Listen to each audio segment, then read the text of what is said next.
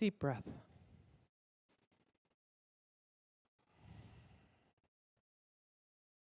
That breath is life. This life is God's life.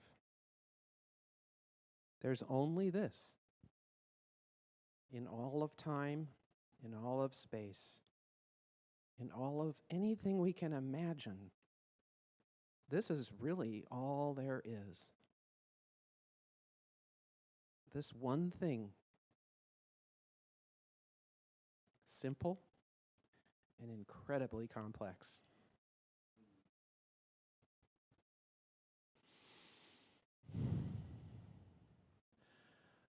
Today I look at the simplicity of knowing I am of that one thing that each of us is. And I focus my eyes, my heart, my consciousness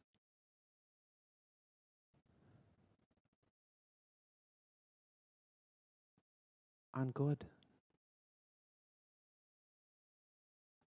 I hold good out in front of me all the time. Actually, I call fabulous. I hold that out there. Fabulous. I call fabulous, it comes. That's what I believe, is that I call it, it comes. I call good, it calls, it comes. I call love, it comes. It's not actually gone. None of it is actually not there. Because there's only that one thing, and I am of it, it's all there. It's like I have this secret room inside me in which is everything, every possibility. Most of the time, I overflow with love. Most of the time, I overflow with wisdom. Of course, we all know I overflow with wisdom. Most of the time, I overflow with joy. Each of us can acknowledge there are times when we overflow with this good, and there are times when we don't. And even then, we aren't separate from the one source of good. It's just today, one step back, 2 steps forward. Ends up being 1 step forward, but it's still a step forward.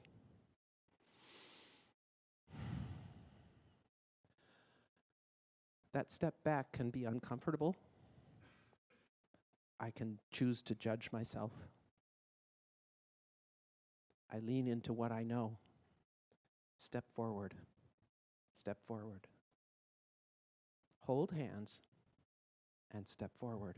Hold hands with self, with love, with spirit, with joy. Those hands, we kind of do this as a community. Kind of really well. Hold hands. Step forward into the next yes, I can. I am. It's good and more good, and so it is. Let's take 2 minutes to hold hands and step forward in silence.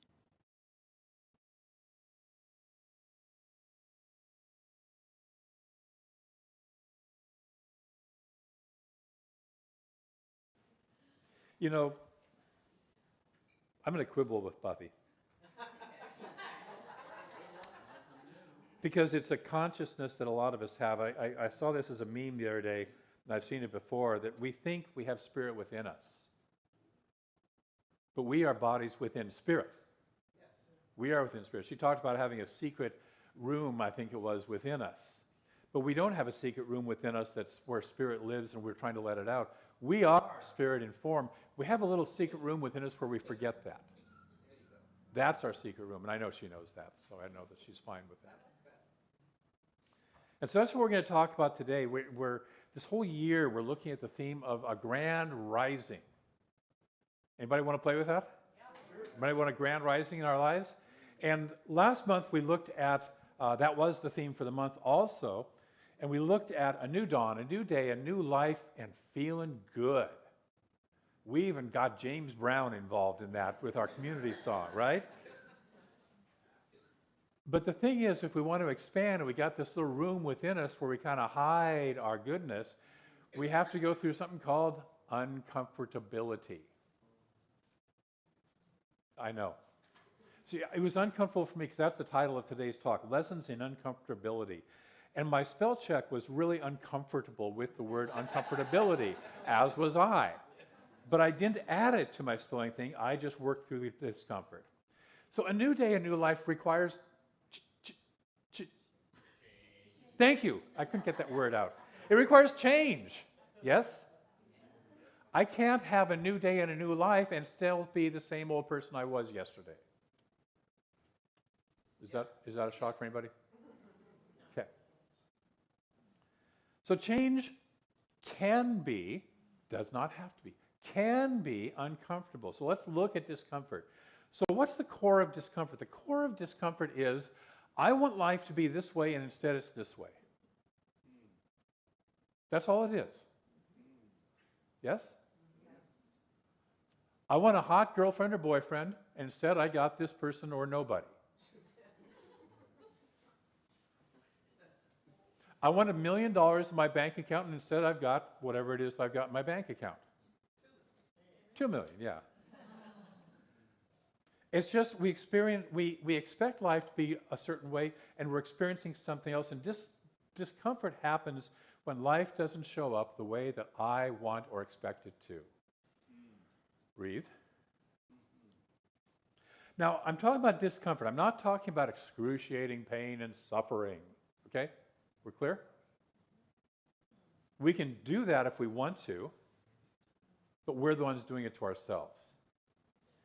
Discomfort happens when we move outside of our comfort zone, that which is already known and thoroughly assimilated, our standard operating procedure. Everybody has a standard operating procedure. Everybody has, as Gay Hendricks in his book, The Big Leap, which is a fabulous book, calls our upper limit, our thermostat that we don't want to go above that. And if we go above it, we readjust back down. And we all fix it ourselves. And it is changeable, but we have to do something. We have to be uncomfortable. It's been said that everything we want is outside of our comfort zone. Yes? Because everything we want is not here now. And so therefore we have to move out, we have to expand in order to include it. It's also been said that outside of our comfort zone is the only place to live. The only place really worth living. The only place where you really truly live. Yes? Some people are excited about that. The cost of moving outside of our carefully constructed comfort zone is that uncomfortability, the cost of learning something new which our habituated intellect doesn't want to do. It kicks, it screams, it digs in its heels, because it's already likes to have everything already figured out, organized, standardized, consistent, and it doesn't want to learn something that's outside of its comfort zone. But the child within us, and we all have that, yes? You all have a child within you that wants to run out and play. Okay? You may keep it locked up in a box, but you all have it. Breathe. The child within, the heart and the soul, wants to jump up and leave that comfortable house and run out and play and say, let's explore, let's try something new just for the sake of it, because it's new. Let's go have fun. It knows it may get bumped around a little bit, but it's a lot more alive than sitting around in the old gray house of certainty and conformity and things just the same day in and day out. Being comfortably numb. Yes. To the life energy within, comfort is irrelevant. I'll say it again. To that life, that capital L life energy within each of us, comfort is irrelevant. The divine spark, the life force, lives within all of us, wants to express and experience and live full-blown aliveness. The heck with being safe and comfortable. There's the joy of life to engage in.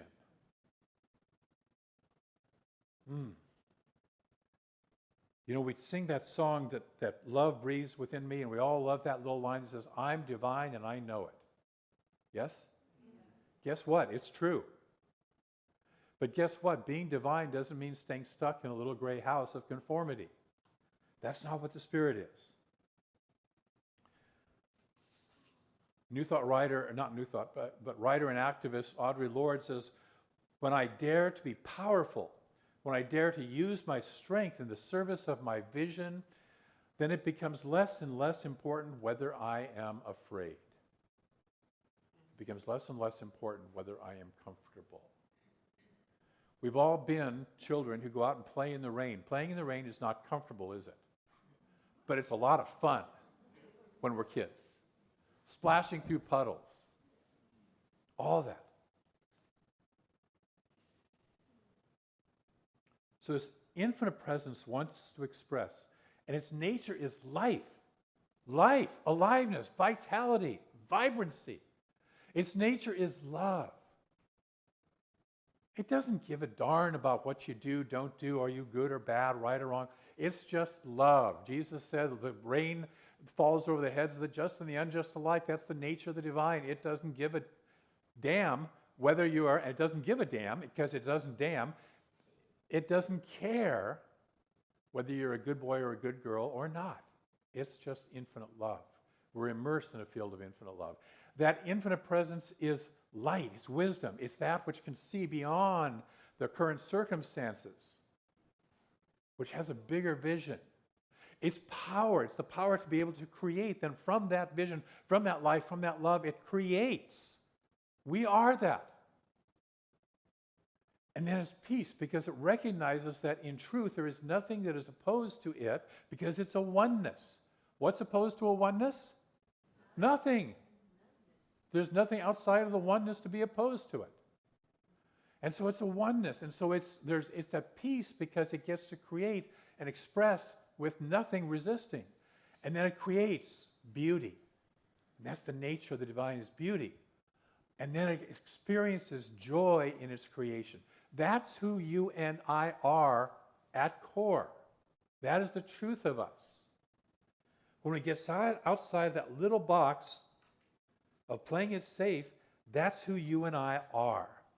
When we engage spiritual wisdom and vision with the child of unwisdom, unconditioned, that aspect of us that doesn't know or expect or accept that it can't be done,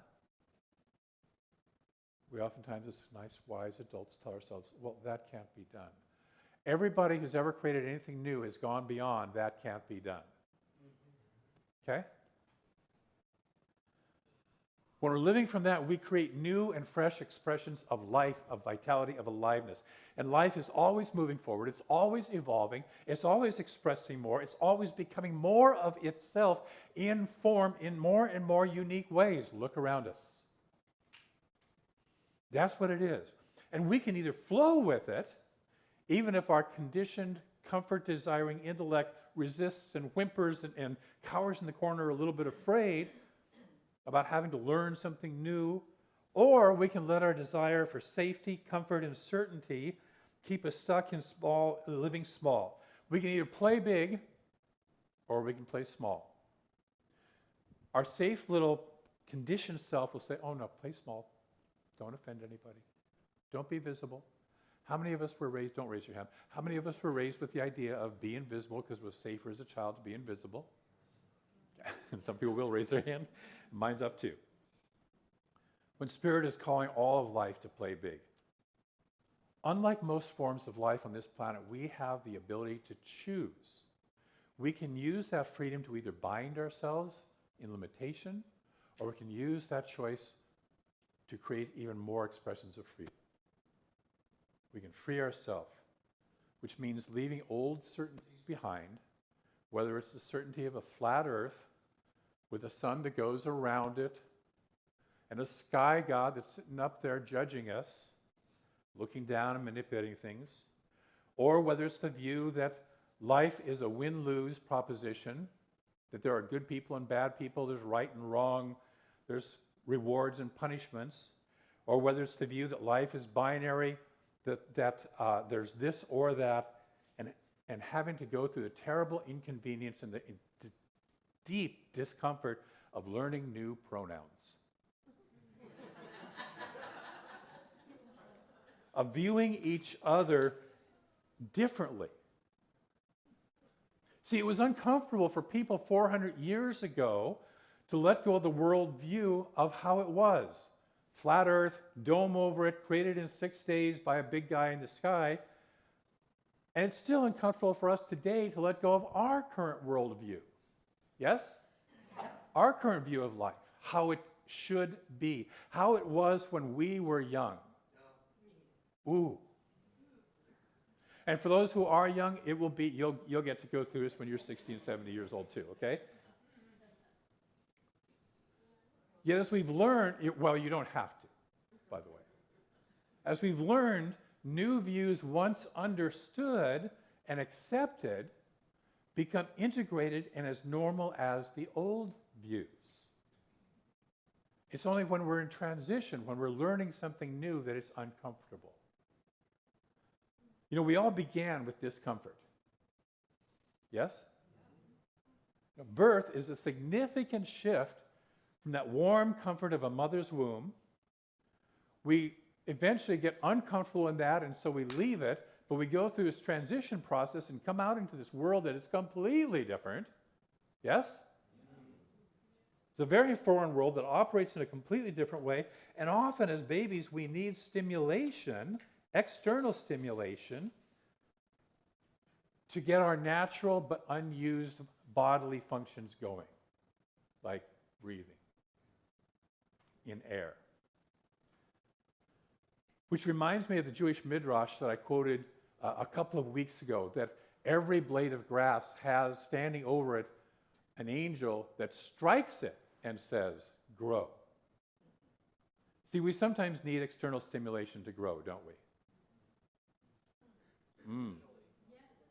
Usually, yes. See, life itself stimulates us to grow. We have the option. We can say no. But I can testify, you want a testimonial? I can testify that that is not the wise way to go in the long run. It's easy in the moment. It's more comfortable in the moment. But it's not a good long-term answer to the call to grow. Resistance to growth and change shows up as fear,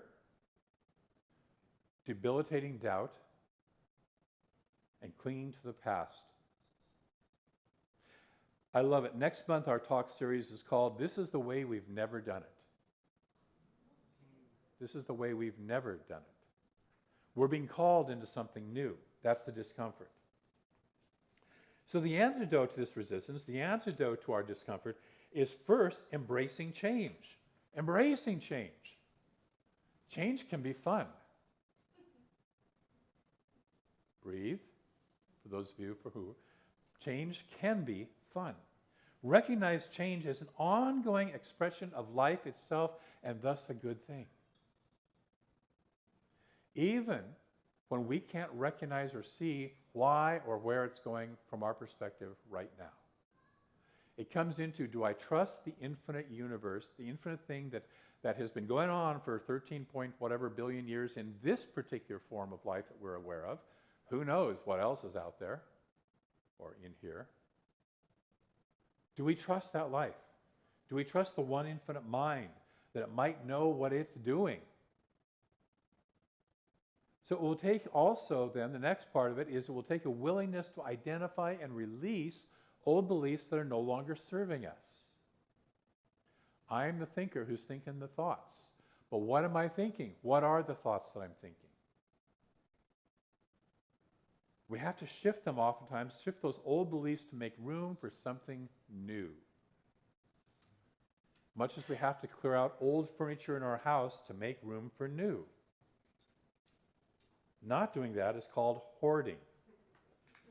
And it ain't pretty, and it ain't healthy. Breathe. It takes cultivating and practicing awareness so we can hear and feel the call for change, and that we can pay attention to what we're actually thinking and what we're actually believing. And notice it as it's happening. Notice when we get stuck, what is really happening. Emerson uses the phrase lowly listening, which is listening with humility, which is getting our, as he calls it, bloated nothingness out of the way of the flow of the divine circuit so we can actually hear what's going on.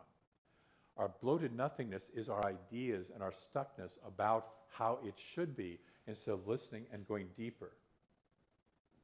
It takes engaging in practices that are life-affirming, life-enhancing, rather than life-negating or life clinging onto the sameness, which is really life-negating. Because life is flowing forward, yes? Life is flowing. So we have to engage in practices that are healthy practices for mind, heart, soul, and body. You know, if I'm consistently expecting the worst, this is what I'll tend to experience in my life. And even if something good happens, I'll be sitting there waiting for the other shoe to drop. And even if the other shoe never drops, it keeps me out of my joy in this moment or any other moment, because I'm constantly waiting for the shoe that's never going to drop. There's no shoe dropper out there. We might interpret an experience. We might even create it happening because our thoughts are powerful. But there's no cosmic shoe dropper who's just waiting for you to get things going too well so it can readjust you back into line. You know, this is not a call to be stupid. This is not, but it's a call to engage in clear, affirmative, positive, directive thinking. Not wishful thinking, not, oh gosh, I hope this happens. I wish this would happen. But clear, powerful, affirmative thinking. It's a call to let go of fear and past conditioning. And then another step is to seek support, to lean into each other. Buffy referred to that as we're here holding each other's hands, to lean into each other.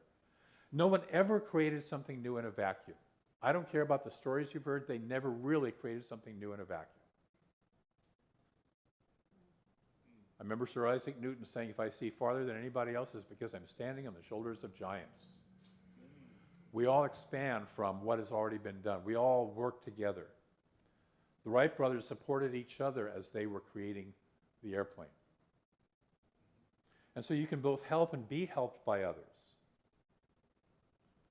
It's why we offer support by practitioners who are trained in the art and the science of releasing the old and calling in the new. Use them. Let me say that again. Use them, please. You know, last week we offered free 15-minute mini sessions, and we had so many people. Oh no, we didn't have so many people. We had 3 people show up to use them, to take advantage of that. And I'm going to just be honest, I'm disappointed. When I used to do this as a practitioner in Seattle, we did it for 3 hours with 10 practitioners, and we're booked 15-minute sessions solidly through those 3 hours. Please, use these people. They are powerful prayers with a powerful process of prayer, and take advantage of what they have to offer. That's my lecture for the moment. That's my you should. The final lesson, or the final step to take, the final lesson in uncomfortability is to take inspired action. See, nothing happens until we act on the ideas, until we act on the newness, and the idea of taking inspired action itself can then trigger off a whole new set of uncomfortability. Oh boy. Which is just more to get out of the way of our experience of the divine life, love, light, wholeness. It reveals our hidden beliefs about our enoughness, our wisdom, our fears of being heard again, and all that chatter that goes on in our minds. Anybody besides me relate to that? Right? And it causes us to think maybe it would be better to just play it safe. We won't won't make any mistakes that way, and God knows that's what we're about, is let's live life by trying to not make mistakes. No. Life isn't about living to not make mistakes. I had a teacher once who said, make more mistakes and make them faster. Yeah? Go out and learn stuff. Kids don't sit out there and play and wonder if they're playing right. They don't worry about if they're making a mistake as they build the sandcastle or swing on the swing. Am I swinging on the swing the right way? Should I be a little higher or a little lower? Should I be safer or not so safe? You know, whatever. That's not us. That's not our life urge. That's not our life energy. We're here to learn how to explore and express and experience our divinity fully in this form. We are spiritual beings playing in human form. Have fun. Yes? Let's have fun. Let's be playful. It won't happen if we cower in our little zones of comfort. It's only when we raise our sails and head out into the open waters of the infinite possibility that we discover our true magnificence. And you and I are magnificent. You know, in Science of Mind from the Home Office, they used to have this vision statement that was awakening to our spiritual magnificence. Nudge your neighbor and say, you are magnificent.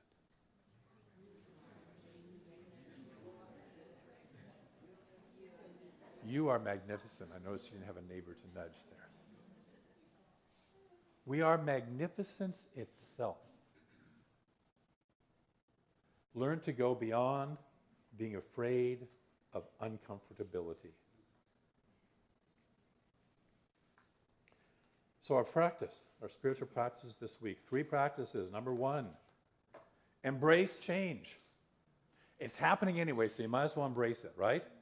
You might as well enjoy the ride. That's why you signed up for life. That's why you signed up to be here. That's why you signed up to be in a Center for Spiritual Living, is because somewhere in your consciousness you knew that that's what this is about. Number 2, notice and release your limiting beliefs and patterns. We all have them. They're just the barnacles we picked up on the journey through life. Yes? So notice them, and then replace them with life-affirming patterns and beliefs. And number 3, cultivate conscious awareness. Notice what you're noticing. We are constantly thinking. A friend of mine, Andy Anderson, has a great song that says, I'm always thinking, you're always thinking, but do we really think what we think about? Notice. That's the awareness. Notice what we're doing. Notice what you're thinking in the background, behind the scenes. It's not always the conscious thoughts. It's the stuff that's underneath. And then change what isn't supportive. Are you willing to play with those practices this week? Embracing change, noticing and releasing your limited beliefs and replacing with something better, and then cultivating conscious awareness. Yes. Great. I want to close with a quote from the Science of Mind textbook. Ernest Holmes says, nature will not let us stay in any one place too long. I'll say it again. Nature will not let us, the infinite universe will not let us stay in any one place too long. She will let us stay just long enough to gather the experience necessary to the unfolding and advancement of the soul. That's why you and I are here. We're not here to get rich, find our divine love, have the perfect body, or any of that other stuff. We're not even here to enjoy all the chocolate we can possibly consume. We're here to advance our souls, to explore and express and advance our souls. Unfold them. And he goes on to say, nature demands the change in order that we may advance. Nature demands the change. Let's play with it. We have an affirmation. Say this with me. I joyfully expand beyond my comfort zone.